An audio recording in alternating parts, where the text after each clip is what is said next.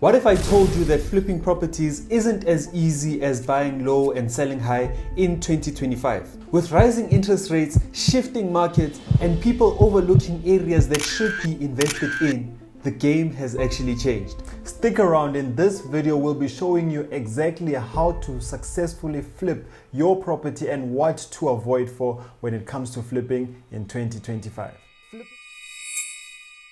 Flipping property isn't about renovating a property and selling it for a profit. It is about turning an opportunity into an income. Imagine buying a property that most people overlooked, adding strategic upgrades and walking away with tens and thousands of rands. Sounds exciting, right? Not as easy as it looks on TV. So today we're going to be telling you what is flipping properties, give you both the pros and cons of how to flip property, and let you decide if this is a strategy for you. Flipping a property is basically buying a property that is distressed below market value, adding value to it in a sense of renovations, then selling it higher for a profit.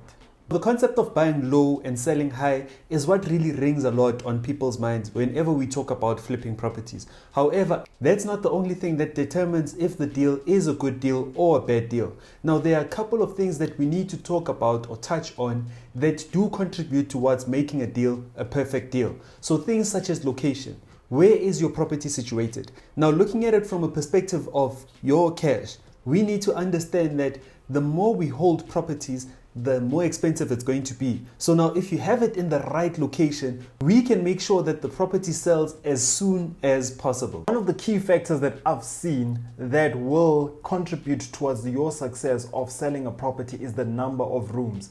I've noticed that the more rooms that you do have on your property is the more likelihood that someone will buy, because now it does accommodate for a bigger household. Unlike looking at a one bedroom, it is specifically looking at a specific target market. So the more rooms, the merrier. Because I love you so much, I'm going to be giving you a pro tip. So now, looking at properties that are selling above 1 million, just make sure that you do not buy those properties that have 3-bedroom, 1-bathroom. Because remember, whenever someone is going to be spending 1 million rands on a property, they want an in-suite in the master bedroom. Now that you understand the basics of flipping a property, let's jump straight into the pros and cons so that you can better position yourself when it comes to flipping a property in 2025. Now let's dive into the pros. So looking at the first pro that I would like to talk about, it's the higher return on investment. So looking at flipping a property, you are basically looking at selling the property as soon as possible, which ultimately means that you're going to be receiving the cash that you have actually invested plus the interest that you are actually looking at. Now, our rule of thumb is that if I'm going to be purchasing a property for flip, it needs to be at least 25% return on investment. Lebo, when you're saying that we're getting a higher return on investment, I mean, if I could be comparing it with one of my investments, a safer investment, I was getting about 3% annually. So now once you start saying that I could get 25%, whereas I'm putting a scale and trying to understand where should I put my money, it's a no-brainer when it comes to that point. 100%. But as a disclaimer, this is what I want to put in. Remember, the higher the interest that you're going to be getting on any investment, the higher the risk it's going to be, rather than the safer one that Nell was talking about right now. Risk reward. Yes. Pro tip number 2, what I really like about flip, especially if you are having a joint venture and investing with others, is that it's a short-term investment. So therefore, what happens is that yes, we will be using our affordability and our equity will be stuck in that property, but then it will just be stuck for the duration of the project. So therefore, after 6 months, then I'm able to use that equity or I'm able to use that affordability for something else. Because now when you're looking at rental, what happens sometimes is that you would then max out your affordability, then you do feel kind of stuck if the cash flow is not enough. Yeah. No, I really like what you're talking about right now, especially looking at it as a pro, right? Now, a lot of people do have projects that they want to go into, especially looking at property investors, right? Now, if I'm able to make sure that within the next 6 months, I'm going to be getting a return on investment of around 25%, and I know that this will enable me to start another business, this strategy allows you to Number one, get your money back and also get the interest that you wanted so that you can actually start other business or use that money for something else. Do not be caught off guard. Flipping a property could be a lucrative business, but don't be caught napping, because these are the deadly mistakes that could cost you a fortune. So jumping on to number one, the unexpected cost.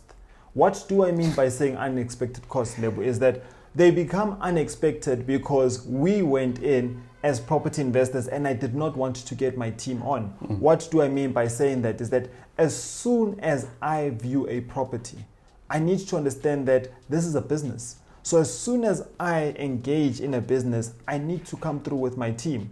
So experts should be coming through to evaluate the property and really understand that what are we getting ourselves into. In that way, we are then able to get a quotation whereby from foundation all the way to the roof, how much will it cost us to fix this property?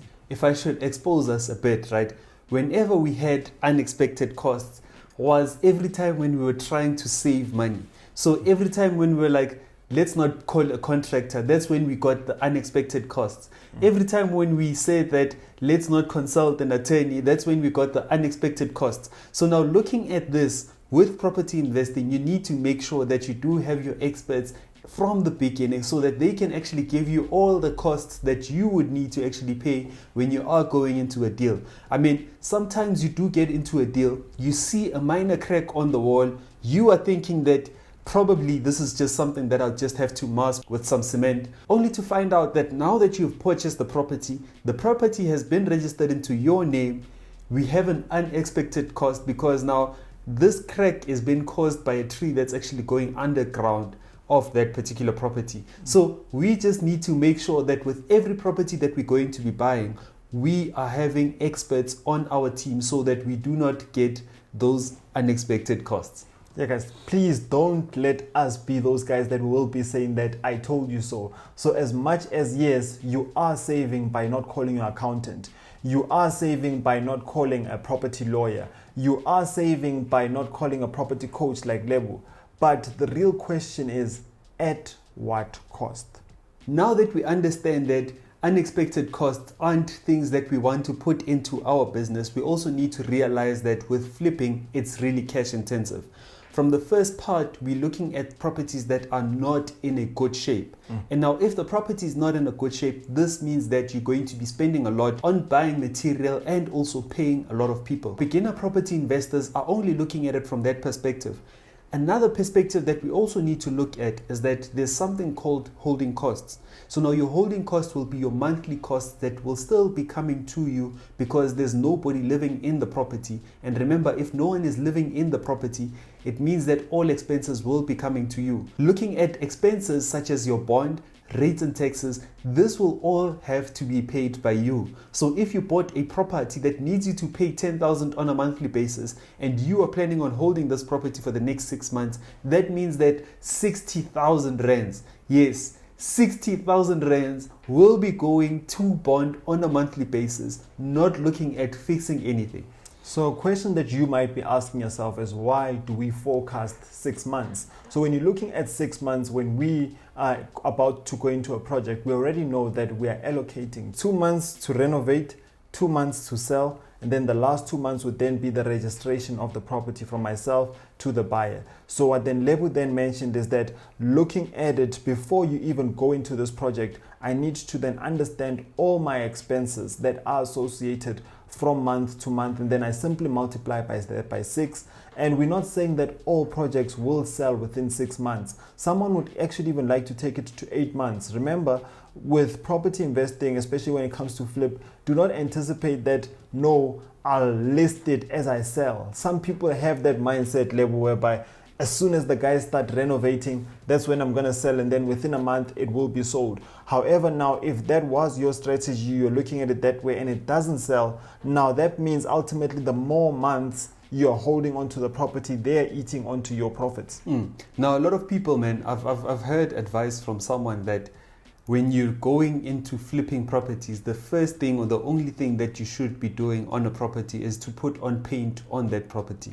Now, this may be true, however, not with all properties. Remember, some properties have structural defects, which would need for you to actually break down the wall and then rebuild. So now, had you painted first and then only saw that there's a structural defects, this means that you would actually be painting times 2, because now you have to go back to the part whereby the guy is actually demolished.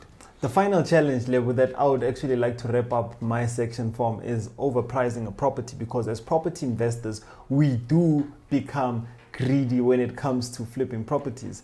Who doesn't want maximum bucks for their property? I'm guilty of that. I've also been there. But now, at the cost of what? Because now, if you are holding on to that property for 2 years, ultimately what happened there is that those holding costs became longer, because instead of it being 6 months, what happened there is that the 6 months was converted into 24 months. So ultimately, you want to get to a point whereby it's not too high, in a sense whereby your property will be sitting too long on the market. However, at the same time, it's not too low whereby you will not be making a profit. I mean, the number one reason why a lot of people make this mistake is that they do not understand the value of the property that they are selling. Yeah. Now, understanding the value of the property that you are selling allows you to benchmark on how much you should be spending on the property. I mean, if I know that the property is worth 1 million and I bought it at 500,000, it would be absurd for me to put in 600,000 on that property to sell at 1.5 million, because I know that the property, or the most that I can get from this property, is 1 million. If the property is 1 million, then I know that at most I should be spending around 200,000 to make sure that the property is in a mint condition. If that can't happen, then I'd need to go back to the owner and renegotiate the price to get it to 400,000, so that my 200,000 and my profit will still be there. But remember, do not push the owner too much to a point whereby you are blowing the deal. You're probably listening to all of this content and really excited about it, because you probably also read 1,000 books about flipping. Yep. However, now you'd like to put everything into context, because you need a mentor, and we'll be more than happy to put you in our mentorship program, whereby it takes about 3 months, and what will then happen is that you will then be able to identify a good deal. Because when it comes to flipping, it's clear that you can get it right. However, at the same time, we did highlight points whereby you do not want to find yourself on the other side of the field. So please make sure that you do take advantage of the link below. You can book a meeting with us, and then we can then discuss how can we add more value to your journey. If you want to binge more on our content, make sure that you click on this video. Invest like a pro. That's not wild.